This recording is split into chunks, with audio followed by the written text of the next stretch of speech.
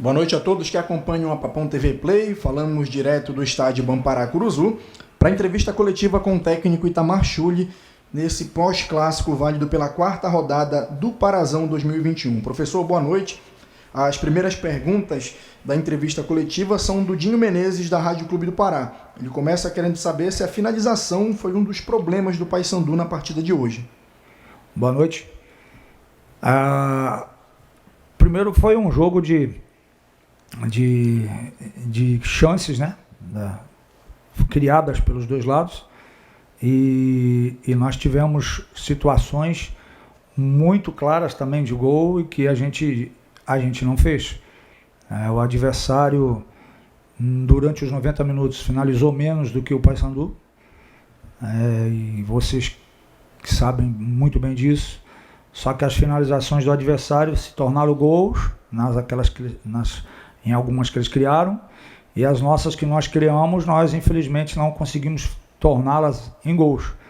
Então essa é uma diferença gritante, claro, né? Por mais que a gente tenha tido mais oportunidades, mais busca, estar mais próximo, né? A gente teve, se eu não me engano, 15 finalizações, mas isso não diz nada. Você tem que aproveitar as oportunidades que tem, mesmo que você tenha feito mais do que o teu adversário. Mas tudo isso serve para as nossas observações e para cada um saber o crescimento, aquilo que precisa ser feito para, na sequência, né, essas oportunidades se tornarem gols. O que você tentou corrigir com a mudança do primeiro tempo, né, o Denilson e o Marlon? Não, nós tomamos o segundo gol e muito rápido o terceiro gol. Tivemos a chance quando estava nós saímos perdendo, empatamos o jogo. Tivemos duas chances de fazer o segundo até o terceiro. Infelizmente nós não fizemos. Aí já vem na primeira pergunta, nós não fizemos os gols.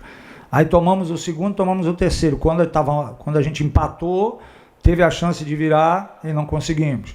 Então nós tomamos o terceiro, eu não podia ficar. Deixar bem claro que eu não joguei com 3 zagueiros, jogamos com um volante Denilson, a mesma coisa como fizemos com o Madureira. E aí eu tive que optar em tiramos um dos volantes para colocar mais um jogador de frente, né?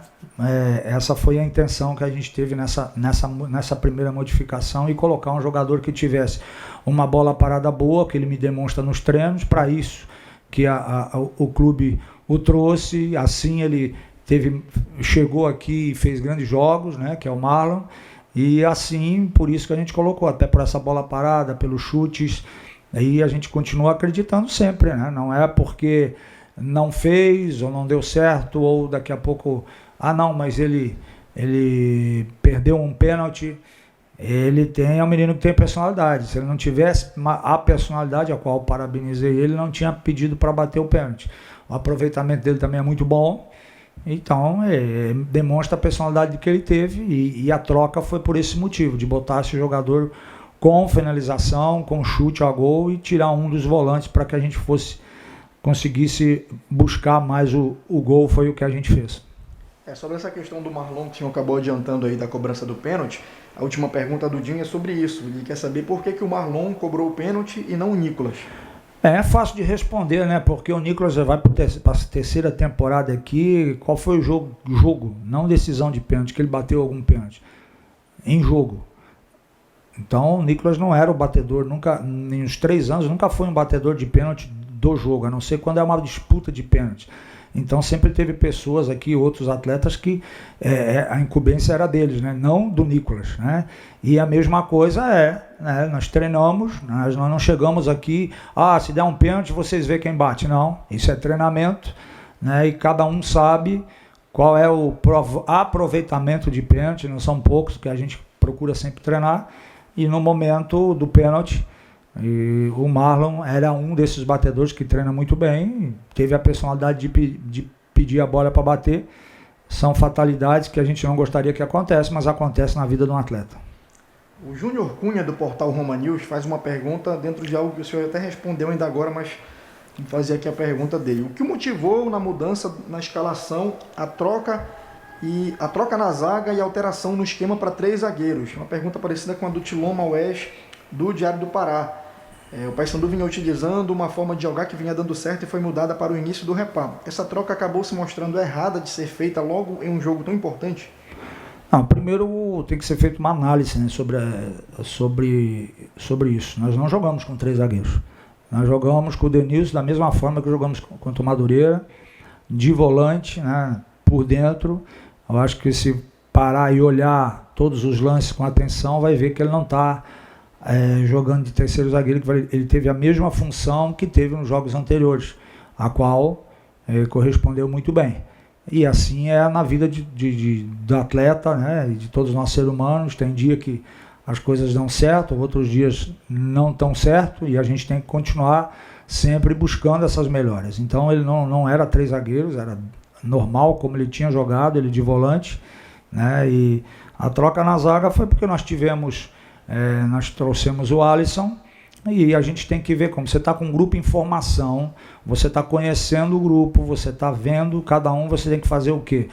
Colocar esses jogadores em ritmo de jogo. E o Alisson, eu acho que também, todos sabem, já foi campeão jogando da Série D, campeão da Série C jogando, jogou como titular vários jogos na Ponte Preta, e o treinamento dele foi muito bom, então nós colocamos ele, porque nós já tínhamos visto, né, o outro atleta, né, o Ian, que foi muito bem. Então, natural, foi apenas essa a nossa opção de uma troca, e o demais a gente manteve a mesma situação do que nos jogos anteriores. Mas algumas coisas a gente sempre tem que colocar para ver como vai reagir, como vai se comportar jogando, né? E isso a gente fez, mas você fez num clássico? Não. Os outros jogadores estão acostumados com esses jogos. E voltando à pergunta, não foi 3 zagueiros, né? Continuamos com o Denilson na frente da zaga, como nós tínhamos feito nos jogos anteriores. O time demorou a assimilar os baques dos gols no início do clássico até se recompor em campo? Não, é que é isso, aí entram os detalhes que eu falo muito. A gente toma um primeiro gol, né, muito rápido, e por o erro de decisões que a gente às vezes precisa tomar, a gente acaba errando nas tomadas de decisões. Depois nós tivemos a capacidade de ir lá empatar. E depois nós tivemos a capacidade e organizamos e fizemos situações de virar o marcador. Aí você toma novamente 2 gols. Então você tem que ter atenção, equilíbrio, estar muito concentrado no jogo para você poder passar por esses momentos. É o que a gente sempre conversa, orienta o grupo de atletas, e nesses momentos de derrota, tudo isso serve para quê? Para você crescer e aprender com aonde errou, como errou, o que fez. Isso é muito importante. Não adianta você perder um jogo e sair arrasado, não perdemos nada, não. Nós perdemos um jogo, perdemos um clássico, que ele serve para a nossa evolução, como nós estamos. Então nós vamos desse erro tirar proveito para que a gente não volte a cometê-los e progredir e buscar o foco, o objetivo que nós temos. Última pergunta do Tilon. Houve uma demora na correção do posicionamento do lado direito da defesa, por onde saíram os 3 primeiros gols do adversário? É uma pergunta parecida com a do Gabriel Rodrigues, da Rádio CBN. Por qual motivo o lado direito ficou tão exposto no primeiro tempo? Olha, são situações que internamente eu vou conversar com os atletas, porque eu me lembro dos gols, eu agora tive o cuidado de ver os gols. Então não é você aqui analisar, errou A ou B.